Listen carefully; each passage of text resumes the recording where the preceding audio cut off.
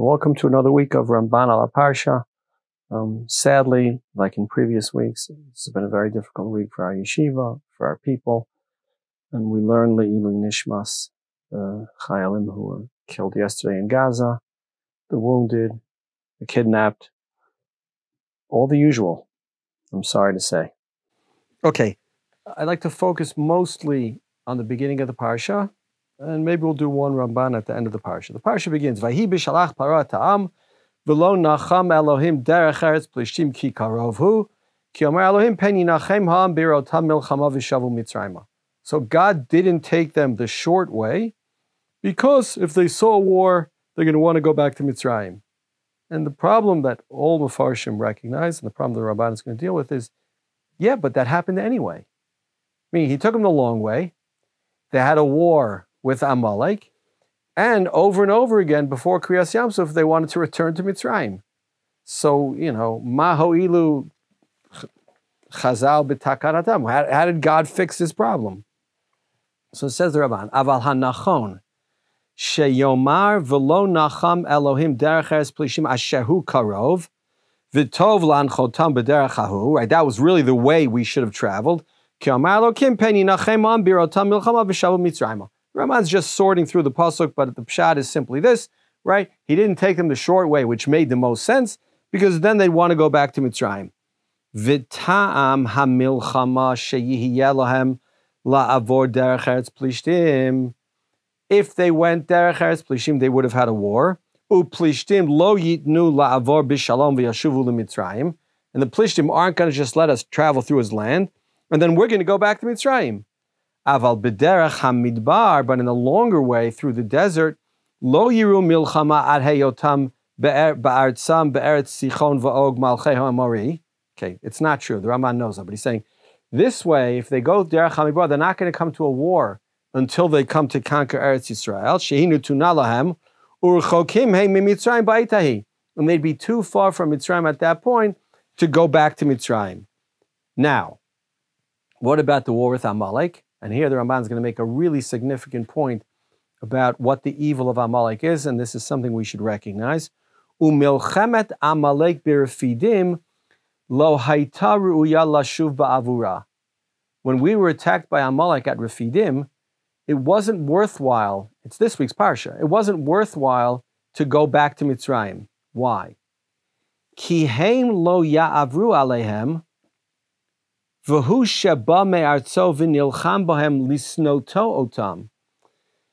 war with Amalek wasn't about land. It wasn't that we want to travel through their land and they didn't want to let us. It was the hatred that Amalek had for us. Amalek doesn't have a land. They're nomads. They just hated us. And if we decided, okay, we don't want any part of this war, we want to go back to Egypt, lo yo'ilu, it wouldn't help. Ki lachem ba'am b'derech, they would have chased us. V'gam rechokim hayu mimitzrayim b'derech ha'akum ha'shalchu ba v'lo yadu derech acheret. He says, okay, it's true. We were far away from Mitzrayim at that point. We didn't know how to get back. But the bigger point the Ramban makes about the technical war is a much bigger point in terms of why HaKadosh Baruch Hu and why we seem obsessed with our hatred of Amalek. Because Amalek, says the Ramban, didn't have a land. They weren't protecting their own land. Once they attacked us, there was no escape. Once they attacked us, even if we announced to them, okay, we're going back to Mitzrayim, they wouldn't have let us. Because Amalek's hatred for us is something visceral. It's something that's unrelated to our land. And, I don't want to pontificate, but the parallels to what we're going through now are so obvious. When a group of people like Hamas hates us because we're Jews, not because we have any land, not because of any facts, but because we're Jews, so the only option is to wipe them out. Because otherwise, as they've announced already, they'll do it again and again and again. And you just see it in the parsha, and the Ramban feels it, right? The fight with Amalek wasn't over any fact. It wasn't over any land. It wasn't about any rights. It was about the fact that Amalek hates us. And in response to that, There's no other option. There is no peace. There's no option for peace. There's no negotiation. There's nothing. Because if you let them, they'll do it again. And if you let them do it again, they'll do it again after that. And so I think that's a significant Ramban, and sadly, I think it explains much of what we're going through.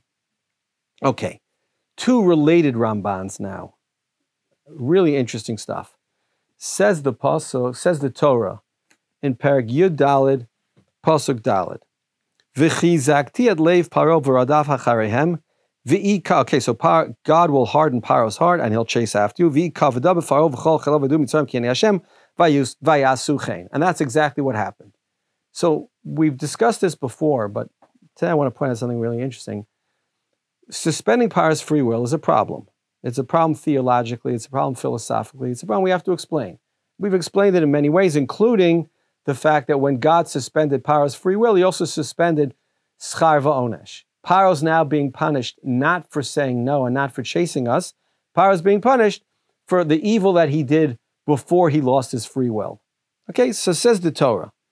Says the Ramban, Ba'avur shepachad paro mehem b'makat ha'bechorot. It's true. At this point in the narrative, Paro's terrified. Ubikesh mehem uberachtem gamoti. And Paro sent them on their way and asked for a bracha, right? That's complete capitulation. Paro's given in at this point. So lo hayabili bolir dof acharehem. So Paro had no intention whatsoever of chasing after the Jews. They were gone. Good riddance. Afilum yivrechu ela sheyasu Moshe bohem kirtzono. Okay, even if they're running away, the whole 3-day thing, nobody took it seriously. I don't believe for a second Paro took it seriously. They're not coming back. They're gone. Va'al kein hutzrach lomar ki yichazek et libo lirdof acharehem. It was no easy thing for God to affect Paro's reasoning, Paro's rationality, Paro's free will to get him to chase the Jews. Ulamata amar b'pa'am acheret hineni mechazek et leiv Mitzrayim v'yavo acharehem. Right? Ki bir otam. Now, imagine this. They've lived through the 10 makos. Okay? They've been overwhelmed by God's greatness. They recognize the truth of the matter, and they're happy for the Jews to leave. Now, God has to strengthen Paro's heart to chase after them. They get to the sea. There's a pillar of fire that separates between the Egyptians and the Jews, right? You know, any rational person goes, this is really bad. Then the sea splits and the Jews travel through. And the Egyptians are watching this, right? Wouldn't any rational person think to themselves, this is a miracle. I should run away. Ki birotam shenikra yam lifnei b'nei Yisrael v'hem holchim bayabasha b'tocho eich yimalem libam lavo acharehem lahara lahem. Who's looking at this who says, yeah, it's just a coincidence. We could take them. Like, there's no chance. It's irrational. Ve'ein b'chal moftim kipel hazeh. This is the biggest miracle ever.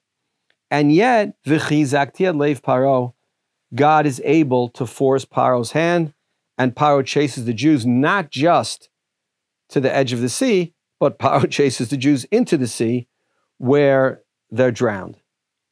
Now, so that's a simple pshat. I think that's obvious. But if you turn to the Ramban on Pasuk Chaf Aleph, it's a similar Ramban. There you have Vayet Moshe Yado Alayam Vayelach Hashem Et Hayam Baruch Kadim Azar Kalalala Vayasum Et Hayam Bayabasha. Okay, etc., etc. Now, the Ramban is interested in, why does the Torah tell us how God split the sea? Right? He split the sea. Baruch Kadim Azar Kalalala Vayelach Hasayam Lacharava Vayibaku Hamayim. Why does the Torah tell us how God did the miracle, how God split the sea? So says the Ramban, Haya haratzon lefanav yitbarach levakeh hayam baruch kadim miyabeshet. God wants to split the sea with a powerful wind that would dry out the space in between. Sheyireh ki'ilu haruach hi hamacharevet kinyan shekatuv yavo kadim ruach Hashem v'yevosh mikaro v'yecharev ma'ayano. Hiski lemitzrayim v'yabdem. Ki ba'avur ze chashvu ulai haruach sam hayam lacharava. V'lo yad Hashem asta zot ba'avur Yisrael. It says the Ramban. The Torah is telling us how HaKadosh Baruch Hu did the miracle because the Torah is showing the Egyptians how the miracle happened. And they literally think to themselves, and this is the Vayechazek Hashem et leiv Paro. They literally think to themselves, God is splitting the sea with a wind. Much like, in a famous movie, somebody split a bowl of soup by blowing in it, right? In theory, it could happen. Says Ramban, Afal pi she'ein aruach bokat hayam ligzarim. It doesn't happen. A wind could split a bowl of soup. A wind can't split the ocean. Lo samu libam gam lazot. Uba'u acharhem meirov ta'avatam lahara lohem. V'zetam v'chizakti et leiv paro v'yavo acharhem. Shechizek libam lomar erdof oivai v'asigem bayam. I can do this. I once heard Rav Meidan give an amazing pshat to this. He said, God didn't suspend Paro's free will, right? Any rational person, if they were, standing up to what Paro had to stand up to, would have given in. Dam, tzfardea, kinim. At some point you say, okay, I can't win. Says Rav Meidan within this Ramban, what the Ramban is saying is here, not that God suspended Paro's free will, he gave him super free will. Despite the fact that any rational person would look at it and say, we've lost, let's go home, let's save up our strength, we'll fight somebody else another day, but this isn't a winnable battle for us. Paro literally thought that a great wind came, not from God, and split the sea. It's never happened before in the history of the world. It wouldn't happen then. It's irrational. It's super bechira chavshis. It allows you, despite the fact that the facts are so stacked against you, it allows you to think that you could survive. It allows you not to see things that any other rational person would have thought. And so it's not that God suspended Paro's free will. It's by splitting the sea with the wind, he just gave some crazy idea credence. He just had this idea that maybe Paro would think that it wasn't a miracle that did it, it was some force of nature. Even though any other person looking at the facts, as we do from the outside, would have said, I give up. And so it wasn't a suspension of his free will, it was the added strength to withstand the facts. It was super free will, as seen by the fact that the Torah tells us that God did the miracle of splitting the sea via a strong wind, right? Something that we don't focus on because who cares how God did it? In the end, the sea split, right? It wouldn't bother me at all if somebody found an almanac and explained to me that on the day that God split the sea, there really was this natural, this phenomenon of a wind that it wouldn't matter to me at all. The fact of the matter is, the Jews needed the sea to split, and God split the sea. And on top of that, Paro was unable to see this. Paro was unable to think rationally, not because he lost his free will, but because God gave him super free will, which allowed him to ignore the obvious facts. Okay, I think that's an amazing insight into Vayechazek Hashem et leiv Paro. It's not that he suspended his free will, it's that he gave him super free will. Okay, let's go back and go forward at the same time. Those were two Rambans that related to each other. Now, let's look at an interesting pasuk. Pasuk Yud in the same parak, in Parak Yudal, was still before Kriyas Yam Suf, and the Torah starts describing for us what happened at Yam Suf, and it's confusing. Says the pasuk, Pharaoh hikriv vayisu b'nei Yisrael et eineihem v'hinei Mitzrayim nosea achareihem vayira'u ma'od vayitzaku b'nei Yisrael al Hashem. And they say vayomu el Moshe hamibli en kvarim b'Mitzrayim lekachtonu lamut b'midbar mazot asita lano otzion b'Mitzrayim, etc., etc. And the Ramban points out the obvious, which is the positions that we read about in the Torah seem inconsistent. Says the Ramban, Einenu nireh Ki b'nei adam hatzoakim el Hashem lahoshiyam yiv'atu b'yeshua asher asa lahem. Vayomru ki tov lahem shelo hitzilam.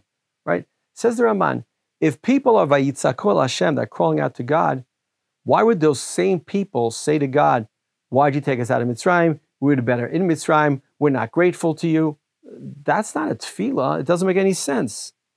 So says the Ramban, aval hanachon, and he'll have a number of pshatim, as we've seen before. The Ramban is, in many places has a number of pshatim. Aval hanachon shenifaresh ki ayu kitot. The first answer to the Ramban is no, there were many different groups amongst the Jews.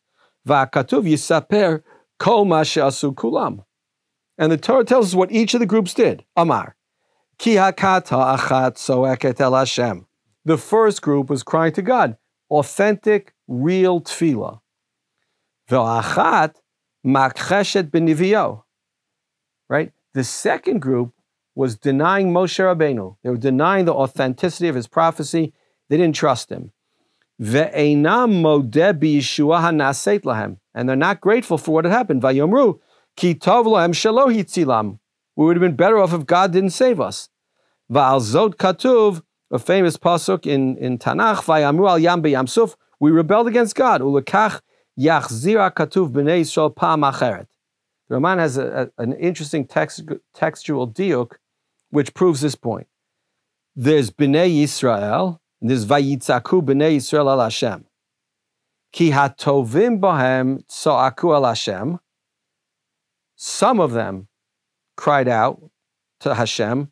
They remained believers and they davened. V'hanisharim maru bidvaro. And the rest of them rejected God. Right? There were kitot, there were different groups. Ulekach amar achar kach vayiru ha'amet Hashem vayaminu b'Hashem Moshe avdo. Lo amar vayiru Yisrael et Hashem vayaminu. Aval amar ha'am. Ki b'nei Yisrael shem liyichidim. When it said Bnei Yisrael didn't believe in God, it means Jews, maybe important Jews, but it just means Jews. But when it says ha'am, v'ha'am shem lahamon, v'chein vayilonu ha'am. When it says ha'am, it means the collective Jewish people, not individuals. Okay, so the simple answer of the Ramban is, it's true. There were people who cried out authentically, genuinely, b'tfilah, and there are people who rejected HaKadosh Baruch Hu. And those were not the same people. Okay, and that's what happened at Yam Suf. Now, there's another possibility. Ve'efshar od lomar, ki hayu ha'am ma'aminim b'Hashem umitpalalim elav lahatzilam. Says Ramban, no. Another possibility is all the people believed in God, and they davened to Him. Aval b'Moshe nichnas safek bilibam pen yotziem limshol alehem. But when it comes to Moshe Rabbeinu, they had doubts. Now, how could this be? Moshe Rabbeinu took them out of Mitzrayim. Va'af al pi shera'u ha'otot v'hamoftim, even though they knew that Moshe brought the makos, chashvu she'asotam b'derech chachma, o she'Hashem hevi alehem ha'makot b'rishat hagoyim. Either Moshe did it in some kind of intelligent manner, but not necessarily God, or God did it, but he didn't do it because the Jewish people were so good. He did it because the Egyptians were so evil. Ki ilu chafetz Hashem b'yitziatam lo haya paro rodef acharehem. You have to remember, right? The Egyptian cavalry is, I don't know, it's 100 feet away. They're terrified. And they're thinking to themselves, yeah, maybe God took us out of Egypt, but it wasn't because we're such good people. And frankly, if that's what they thought, they weren't such good people, right? Their doubts were coming true, and they're terrified. And so they take it out on Moshe. Now, this is something that I just want to point out. I think it's human nature. It's like there's one entity, HaKadosh Baruch Hu, who's too important to the story and too important to my narrative of who I am and who my people are. I can't reject God, but there's a scapegoat, right? There's the second in command who I think I can reject, and that's Moshe Rabbeinu. Of course it's irrational. Of course Moshe Rabbeinu actually took them out of Mitzrayim. Nevertheless, says the Ramban, lacking somebody to blame and being unable to blame God because that would have left them with nobody, they chose to scapegoat Moshe Rabbeinu. And in a way, like it's a theme later on in Shmos, it's a theme later on in Bamidbar, right? The anger at Moshe Rabbeinu because he's the tangible, visible representative of God. And so, we're not going to question God. We're in the middle of the Midbar. If God abandons us now, we have nothing. But we're going to question and we're going to reject Moshe Rabbeinu v'kachava. Last one. V'onkelos tirgem b'kan vayitzaku u'tzeiku asao inyan taromet lomar shalo hitpalalu. Aval hayu mitra'amim lefanav al shehutziam mitzrayim. They're like making a big deal, like they're making a tumult. Kilashon vayitzaku el paro lemor lama ta'aseh kol avodecha. Right? It's not like a philosophical rejection or support of God. They're just yelling, literally making a really big deal because they don't know what to do. Now, on some level, the Ramban presented 3 or 4 different pshatim in what vayitzaku means. They rejected God, they rejected Moshe, they were overwhelmed, but it ties into another Ramban. If you go to Pasuk Tesvav, the Ramban, the Pasuk says, HaKadosh Baruch Hu says to Moshe, Ma titzak elai, de'aber al b'nei Yisrael v'yisau. What do you mean, Ma titzak elai? Where are they going to go? We're up against the sea. There's no place. So Ramban explains, Am Rabbi Avram, first Ibn Ezra, Ki Moshe kineged kol Yisrael, shayut soakim lo. So the first thing is, where does it say that Moshe yelled at all? It says B'nei Yisrael yelled. So the Ibn Ezra says, no, K'moshe ma vayitzaku B'nei Yisrael. Vim kain lama amar matitzak elai ra'u lahem litzok. They should be yelling. So first he says, Moshe's kineged kol Yisrael. If it said that they yelled, so it means Moshe yelled also. But why are you yelling? Says HaKadosh Baruch to him. But says the Ramban, but ra'u lahem litzok. But obviously they had no option. Of course they should yell. Why wouldn't they yell? V'ulai yomar, says the Ramban, ma tanichem litzok daber lahem v'yisod. Don't let them yell. Just tell them to travel. I told you exactly this was going to happen. No, it was Moshe Rabbeinu who was tzoeku mitpalel. Moshe didn't know what to do. It's true, God told him that Pharaoh was going to chase them, but God didn't tell him what to do. Who lo haya yodea eich yitnaheg. Kiyu al sfat hayam, v'asonei rodefu masig. They're right behind him. He's properly panicked. Vayam mitpalel sheyorenu Hashem derech yivchar. He davened to God. He cried out, saying, "Tell me what to do." V'zeh ta'amat titzak elai, shehayita tzarich lishol ma ta'aseh, ve'ein lecha tzorech litzok, ki kfar hodiacha v'i kavada b'Pharaoh. Okay, the last point is a simple one. It doesn't say that Moshe cried out because he's part of Klal Yisrael. But says the Ramban, HaKadosh Baruch Hu was annoyed at Moshe because there was no need for tze'akah. And here we come to what I think is a brilliant idea that I heard from Rav Bick. The Ramban doesn't think that regular tefillah is a mitzvah d'oraisa. It's not required. What is a mitzvah d'oraisa? Tze'akah, right? Crying out to God be'et tzara, that according to the Ramban is a mitzvah d'oraisa. So the Ramban sees in the pasuk kind of a proof to this. God says to Moshe, there's no need for tza'akah. Tza'akah is for really, really terrible times. If you don't know how to travel, if you don't know what you're supposed to do right now, so ask me. Regular tefillah, ask me. But there's no reason for panic. I told you this would happen, and now it's happening. So the last pshat of the Ramban, if you put the two Rambans together, there are many, many pshatim in what tza'akah is. But the last one is, tza'akah is a real desperate tefillah, which we have with chatzotzrot and things like that in an eight tzara. But it's here HaKadosh Baruch Hu is saying to Moshe, it's not a terrible eight tzara. It's true, I told you Pharaoh would chase you. It's true, he's chasing you. It's true, there's a sea right in front of you and he's right behind you and you don't know where to go. So ask me. There's no reason to yell. There's no reason to do a de'oraisa tefillah when I've told you this is going to happen. And this is just a simple way. It's something that you just need advice on. Okay, let's do at least one Ramban from after Kriyas Yamsuf. You know, there's kind of a drop-off. Kriyas Yamsuf is the high point. Then immediately you have complaints. You know, one after another, for a different time, right? It's a real problem, right? How could it be that after Vayaminu B'Hashem, by the way, Uve Moshe Avdo, like the Chiddush being, they had rejected Moshe, now they believed in Moshe, and then immediately they returned to who they were. And the Torah says, one of the complaints is, we're going to starve, right? There's not enough food in the Midbar. What are we going to do? And HaKadosh Baruch Hu says, no, you're not going to starve. You're going to get the man. And how's it going to work with the man? So says the Torah in Pasuk Tezayin, in Perek Tezayin, Pasuk Dalid, Vayomer Hashem al Moshe, Hineni mamtir lachem lechem min hashamayim, v'yatzah ha'am v'laktu d'vayom b'yamo, lema'an anasenu hayelech b'torati imlo. To test them, are they going to follow my Torah or not? So Ramban starts really quickly with Rashi, Im yishmu mitzvot hatluyot bo, shelo yotiru mimenu v'lo yetzu b'shabbat lilkot lashon Rashi. The test, says Rashi, is there are all these rules associated with the man. So if you keep the rules, you know, I'll know that you're good, and if you don't, I'll have a problem with you.